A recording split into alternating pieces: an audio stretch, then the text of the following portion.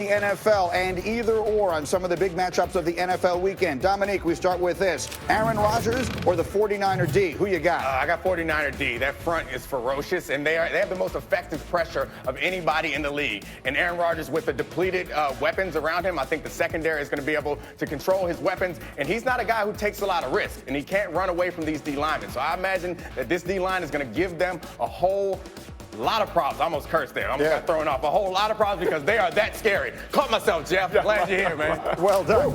Next up, Dominique, it's you again. Who you got, Lamar Jackson or Aaron Donald? Oh, that's easy. Lamar Jackson. Aaron Donald is fantastic. Okay. But Lamar Jackson is special. As much as Aaron Donald can get in the backfield, Lamar Jackson is going to make him look like he makes these other guys look. And I also believe that Marshall Yonder is an important part of this. He's the best, the most highly rated pass blocking guard in the league. So he's not going to shut down Aaron Donald, but Aaron Donald's going to have a lot more trouble than he normally has from week to week. And then what will be the highest rated game of the NFL season, Patriots-Cowboys. Jeff, Saturday, you got Dak or the Patriot D? Patriots D by a long shot. Look, they're number one and third down. Best in the recorded history. This team can flat out play. In the backfield, they can get pressure if they need to. They can bring it. They can line up.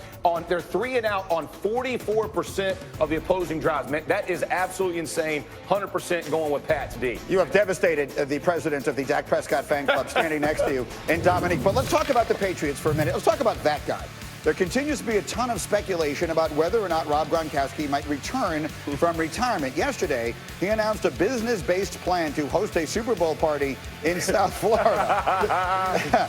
After that announcement, he told ESPN's Mike Reese the following, quote, "I wouldn't say never coming back. I'm 30 years old. I'm young. I still stay fit, still watch the game whenever I can, still enjoy it. I'm feeling good. But 1 year off could possibly be the case, or maybe 2 years off. It's always an option in the back of my head. It's not like I'm not staying in shape and not doing anything. I'm never stressed over it."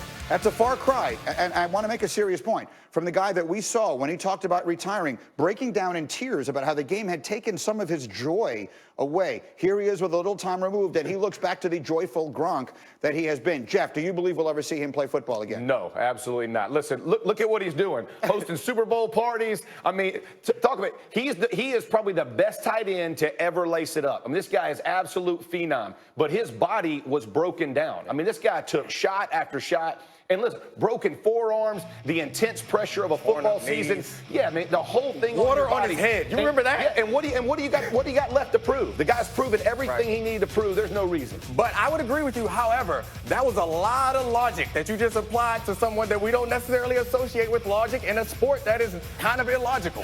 So if you love football the way that we assume that he does, you can get far enough away. It's like having children. It's like women forget how it feels because that's what gets you to come back. I don't think he loves it and want to come back. I think he's done loving it. Because to your point, I think he loves hosting parties. I think he loves, and when he starts making cash, that's what he's doing it. I think he's going to be A-okay. Can I just very quickly, did you see what he was doing last night? You tell me that this looks like a man who's dying to come back to playing football. Oh, give it to him. Look back at it. That's perfect timing, Greedy. Oh, I see you. Okay. So you tell me. I give you the option. You can make some money doing that. Exactly. Or you can make some money having very large men hitting you as hard as they can. Which of those two sounds better to you? Quickly, though. Do the Patriots need him? Absolutely. We're watching them play offense right now. It's not pretty. They need him. The Patriots need a playmaker because they really aren't that good at anything. And in order to build an offense, you have to have something that's strong enough to make the defense adjust to it. And then you can exploit other things. They need something. You have bought into Tom Brady hype, bro.